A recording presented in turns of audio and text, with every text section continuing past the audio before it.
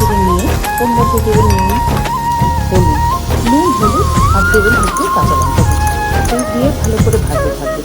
সবজিগুলো যখন দেখবেন পুরো ভাজা হয়ে এসেছে তখন ওর মধ্যে দিয়ে দেবেন ঝুড়ো ভাতগুলো দিয়ে তারপরে ভালো করে ডিমের ঘি দিয়ে ভালো করে নাড়াচাড়া করতে থাকবেন। যদি আপনি ঘরে চিকেন থাকে চিকেন সেদ্ধ করে ওর উপরে দিয়ে দিতে পারেন এবং তার উপরে দেবেন একটু ভাজা মশলা ভালো মশলা দিয়ে একটু ভালো করে নাড়াচাড়া করলেই হয়ে যাবে ভাত ভাজা।